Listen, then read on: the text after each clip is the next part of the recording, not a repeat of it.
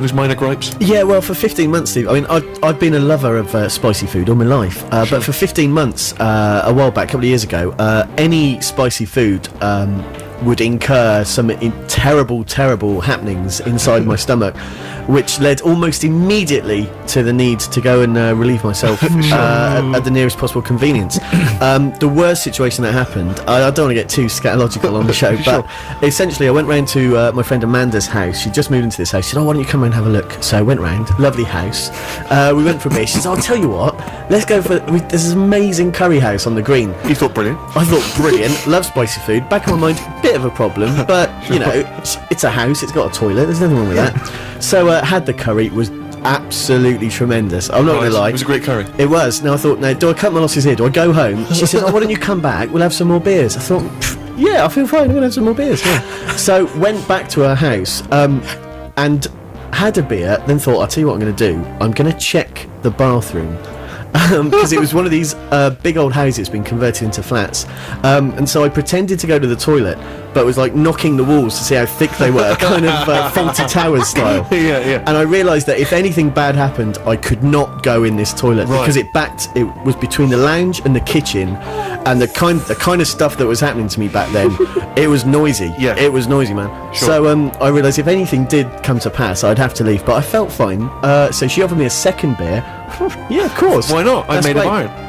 Immediately upon taking the first swig, the gurgling from the pits of hell. Yeah. I'm doubled up on the sofa, desperately trying to finish this conversation with her so I can just get up and leave. Sure. Because I'm not going in that bathroom. You weren't using the thin-walled toilet? No, everyone in the street. It wasn't en suite. Oh, God, it was. But no, I mean, everyone in the street would hear. So I quickly wrapped up the conversation and ran out of the house. But the run soon sort of turned into a stumble as I'm clutching my stomach in pain. I get to the bus stop, and there's no buses. Take a cab, surely. There were no cabs. It was on this green, and buses came at two angles, and I couldn't cover both angles. And of course, the buses kept coming on the other side of the green. Yeah. So I thought, well, this is no good. I'm in absolute agony. There's an alley. Perfect. But it's both perfect and classy. So I walked up the alley just thinking, what has my life become? I can't. How can I do this? But again, knowing the explosive nature of what happened, how can I possibly get home after this if I do this in an alley? What's the cleanup? How does that happen? Cleanup procedure. So anyway, I'm stood in the alley contemplating my life, and obviously someone starts walking down the alley. So a couple of young lovers. Oh, look at that! So that's made our first date memorable. So I wish you hadn't proposed. So I'm back on the main road. I'm thinking, right, what am I going to do? There's still no bus. The two people walk out. I go back up the alley. I come to terms with the fact that I just can't do this. I'm not one of those people who can be that disgusting. Yeah, you're not homeless. No, so I stumble back out of the alley. Bus goes past. Brilliant. So I have another 10-minute wait for a bus. I literally crawl onto the bus. I'm in fits of pain. I think I'm going to have to get off the bus at least 3 times on this 5-minute journey. Finally get home. The bus stop's about 50 yards from my house. It took me 45 minutes to get home because I couldn't walk, and there were no opportunities to remedy myself. Did you make it back? I made it back. It's one of those when you're running up the stairs. And it's nice that it's got a happy ending. It has. I mean, like Chariots of Fire. Exactly, and just the sheer relief. The sweat was pouring off me, and I'm just sat there, victorious, letting it all go. Yeah. It was brilliant. Do you know what? Little round of applause for your balance. Yeah, good story. We'll get to the pigeonhole tracks after we've heard our cover version of this tune. Give me the jingle. Mr. Cover. This is Nancy Sinatra doing her version of Dylan's It Ain't Me, Babe. Nancy Sinatra doing her version of It Ain't Me, Babe from her 1966 debut album, Boots. Which featured, I wonder, what other song? So we come to the pigeonhole section of the show. This is where I delve into my pigeonhole, this little chamber of delights, which is in the Six Music office, and people come by, they stick in new music, and I delve into it. Most of it's awful. Some of it is dynamite, and I pull out a few tunes which I think might be interesting to our panel here, and also you, the listener. And first up this week is the forthcoming single from Athlete. taken from their new album Beyond the Neighbourhood, which is out at the beginning of September. That's Athlete, and a new single Hurricane, which you'll be able to download from August the 13th, and it's available then in hard copy some weeks after that. So yes, Harry, I come to you first. Are you an Athlete fan, and did you like Hurricane? Not particularly. That just seemed to be out of the box, marked vaguely uplifting, almost anthemic. Yeah, Right. that was utterly I think bland. that was an alternative name for the album, but No, it didn't really do it for me, I'm afraid, Steve. Tiny Dan, we've not heard from you for a while. Well, that's not surprising if you think of the nature of the anecdotes that we've had today. I've very much had to take a back seat. Sure. That's fine. But Hurricane. Yeah. Harry, you've almost nicked what I was going to say. Oh, in fact. I do apologise. But I was going to say more for a montage in a film about a teenager who builds himself up, heading for the big sports day race. Sure. And as that person comes back from heartache and starts training really hard, Yeah. and ends up winning the 60 metres. That's what that track's for. That's a hell of a movie. And it's not an easy track to hate, but it's not really doing it for me. Rufus, I notice your very posh head is nodding there in agreement.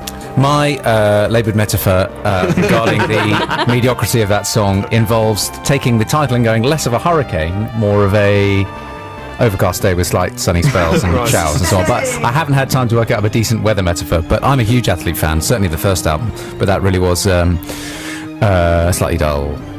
Sammy, I think the last album, which featured wires going in, coming out, whatever it was, that which I think won I think it won the Ivor Novello Award for Best Song Ever. But I think the album sold like 600,000 copies or something. Were you one of those purchasers? I didn't purchase it, but I've listened to it. I'm not going to go into the details of that. Sure. But I loved Wires. I loved that song. I liked the album. I like it. Again, yeah. But that was I wouldn't say awful. That's not awful, is It's it? not awful, but it's certainly not something you'd listen to. It's the kind of thing. I'm sure they're hoping somebody will. Pretty If I awful. put it on my iPod and it was on and I was listening, there are other MP3 players available. If I was on the train, it was the kind of song that I would just doze off to and then sleep through the next few tracks. All right, well, the thumbs down from everyone there for Hurricane by Athlete. Maybe they'll enjoy Asobi Sexu a bit more. They are a kind of shoegazy Japanese grunge pop outfit. Not they actually another I know, but they actually come from New York, and this is a track called Thursday, which is the first single from their second album, Citrus. After the trail. Asobi Sexu and the single Thursday, which is out on the 6th of August. Tiny little Dan. Hello. Might that be the sort of song that you would crank up on your iPod headphones to make you feel a little bit bigger as you walk through the streets of London? For sure, yeah, I was quite seduced by that. I liked it. I like their exotic origins. What are they, Japanese? I think they're grunge, Japanese, indie, New shoegazy, York? grungy pop flavoured thingy Yeah. from New York. Well, I love, there are things that you love, and strings always get me going. Big drums always get me going. And big ethereal female vocal. Definitely always a sucker for I that. So. like big drums. Very much so. Yeah. But yeah, they won me over with that. Yeah, ever so slightly sexy. Big noise. And yeah, if I was to listen to that on my iPod, I'd feel at least half an inch taller. Excellent. Well, that's quite a gain. Takes me up to 3 foot. Exactly. What about you, Sammy? Tickling your fancy? It was a full-on fancy tickler. That I have to. It's the kind of song that I'd put on, listen to, and think I was so much cooler for listening to it, and trying to dance around my bedroom or other room in a fashionable style, whilst actually, really in reality, looking like a fat lass balancing on a large ball, greedily reaching for a plate of chips.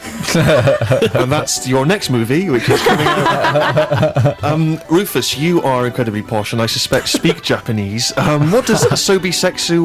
What is it colloquial Japanese for? When my grandfather discovered Japan, this is exactly the kind of music he in had in mind. 1921. Exactly, yes. I quite liked it. It made me think of someone like Ali Sheedy running across a playing field, throwing her arms in the air with excitement because she kind of discovered some sort of happiness in her life. There seemed to be some sort of... It reminded me of the Breakfast Club, that Simple Minds song. Don't know why. There was something kind of rather triumphant about it. I liked it, but I don't think I'd listen to it again necessarily. So you didn't really like it? Not that much. No. I can actually tell you now, and you've let yourself down there, that Asobi Sexu is actually colloquial Japanese for playful sex. Right. Or a kind of easy come, easy go sex. Okay. If you know the Japanese for sex in a car, then 6446. I know Let's Japanese sound for bus. Go on. I learned that last night. Gong gong chiche. That's awfully long for the word bus, yeah. Good. I'm proud of myself. I actually sat up there. I'd just say the word bust if I was in Japan, but with a faintly racist Oriental accent. I'm not sure. I'm not going to do that now. I'll get thrown off the BBC. And Harry, finally, you work in a bank. Would that be the sort of thing that would sort of take you away from the drudgery of that existence? Well, I'm glad you raised it, Steve, because I quite enjoyed the song, but my problem is, surrounded by you creative types, you're allowed to like weird stuff with funny names. You know, it almost goes with the territory. You outdo each other with odd-named bands. Yeah, and eccentric haircuts. Exactly. I'm going to walk into work on Monday in my suits, looking like anyone else who's just got off the train at Charing Cross. I walk into work, I'm nodding my head, I take my iPod off, they say, "Oh, go on then. What you got this time? What have you been listening to?" And I say, "Asobi Sexu," Yeah. and they're just going to make fun of me, like they always do. Japanese for playful sex. Exactly. It's like they look at me like I'm from another planet. It's very difficult, Steve, being out there. So you're not going to give it the thumbs up? No, yeah, I liked it, but I'm never going to listen to it because of the silly name. Fair enough. Well, maybe this is more respectable because they are a band that have a bit more of a mainstream following. It's the new single from Hard-Fi, and here's Suburban. Released on August the 20th and taken from their forthcoming album Once Upon a Time in the West. That's Hard-Fi and Suburban Nights.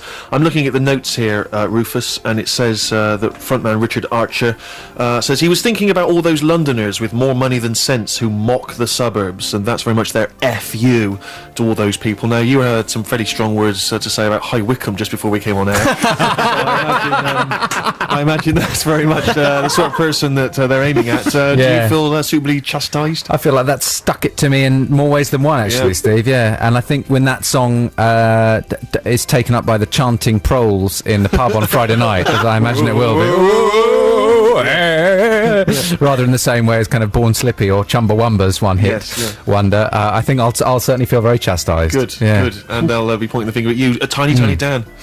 How are you? I love the intro. It's got a big chorus, big sound, doesn't it? It will probably be adopted by beer monsters everywhere, I'm sure, but maybe that's no bad thing. And I quite liked it, actually. Am I allowed to say that?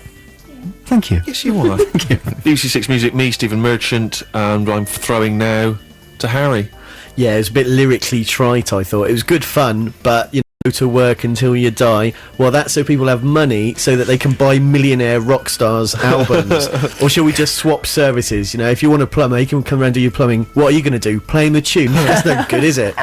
Exactly, makes me sick. Oh, when the average Joe fights back. You heard it right there. Sammy, would you say you live in the suburbs? I live near a tip, so I'm not sure what that's classed as. Just like us. That's the defining feature of your neighbourhood, is it? Yes, if you tell everyone from my area, I live in Stag Hill. Oh, where the tip is. Classic. Yeah, that's where I live. I thought it had a Kaiser Chiefs element to it in the kind of chanty, as you see. And that kind of thing is good at a gig, because Hard-Fi do the other songs really nicely, and it's nice to have something that the whole audience can get behind, and I really did enjoy that. That is a nice going-outy, I'm going to have a bit of a dance here song. Thank you very much. Those were the Pigeonhole tracks this week. I'd ask for your opinion, but we do not have time. We have to race on. We have more music from the Indian Summer Festival. We have a listener choice. We have other choices from the people here in the studio and other stuff that I'd like to play, plus no doubt a bit of chit-chat. I like to play some hippity hop, as you know. Here's some old school. From 1991, Digital Underground, and same song, a vital piece of hip-hop history, because it's the first time that Tupac Shakur made his voice heard on record, although of course not the last, as we know. They continue to find his answer phone tapes or whatever and make them into records, which is quite a talent. Digital Underground, as I say, same song. So we come now to Tiny Dan. He's not been on the show for a while, and it's your opportunity, Dan, to play us a tune of your choice. Indeed it is, yeah, and the message boards are ablaze, Steve, with the revelation that I may have actually picked a song that everyone will like this week.